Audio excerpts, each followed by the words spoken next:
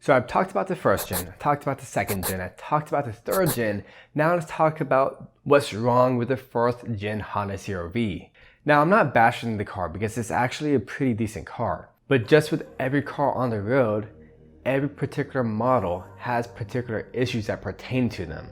And I'm just here to better educate you about your ride or your future purchase of the first gen Honda CRV from 2012 to 2016.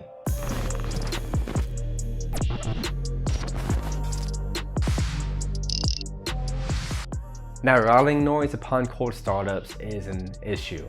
It's typically metal on metal sound for 1 to 3 seconds.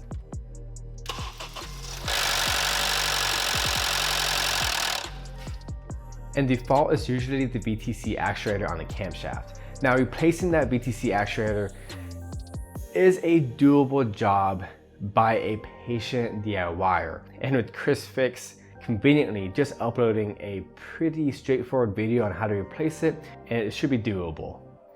But a similar noise can also be due to a stretched out timing chain due to prolonged oil changes. And ultimately, it could also be both things. It could be the VTC actuator and the timing chain, and you'd have to replace the chain, the tensioner, the guides, and the VTC actuator if both of them are causing that noise. The CVT transmissions placed in the model 2015 and up has an issue with vibrating. There is a TSB written by Honda that you can get it fixed under warranty. However, a lot of folks who take the car to get it fixed under the TSB warranty still has rattling after it's fixed. Sad. So it seems that is something that some CRVs may have to live with.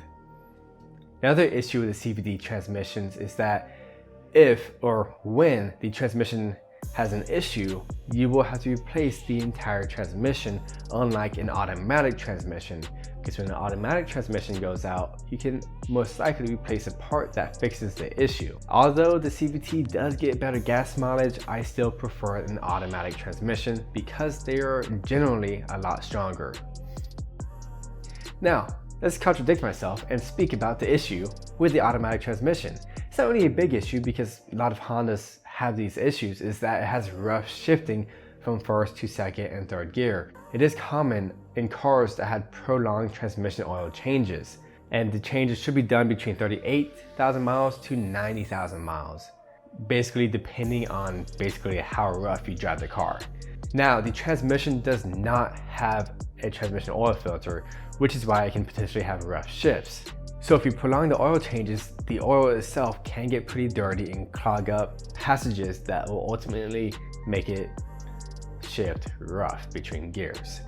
The best way to fix this is to go ahead and get some Honda approved transmission oil and do 1 to 3 fluid changes with driving intervals in between them.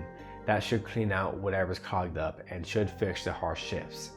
And I'll have the fluid link down below for your convenience, and that is one way to help support this channel, and I really appreciate it, guys. Now, if you opt in for the CVT transmission, more frequent oil changes would be a good idea because the CVT transmission does get hotter than a typical auto transmission. The starter is also a trouble area with these cars. Basically, if you turn over the key and you don't hear that chirping noise, then most likely your starter is bad. You can grab yourself a hammer or a blunt object and hit it a few times and see if that kind of reignites the starter. That is a temporary fix, but can potentially get you to where you're going. And once again, I'll have a replacement listed down below for your convenience. The front rotors can warp due to heat and getting cooled down too quickly. And you'll know you have warped rotors if the brake pedal is pulsating. In my opinion, it's a pretty easy fix. Okay, that's cool. The tailgate button cannot function properly in cold conditions. And that's basically it. Overall, the CRVs aren't all that bad. The VTC issue is not a hugely common issue, but can happen. And luckily, Chris Fix came out with such a straightforward video to help y'all out. If you own one of these cars, mention what you have gone through down below in the comment section to potentially help other owners. That'd be awesome. That's why I make these videos, is to potentially help people. I have other videos just like this, so you can check them out if you want. I talk about new cars coming out and my opinion on them, and I have a lot of fun doing that. And I also work on cars, so if you like what you see, then I'll see you in the next video. This is Chris AutoMotivate. Always appreciate and respect one another. I'll see you next time.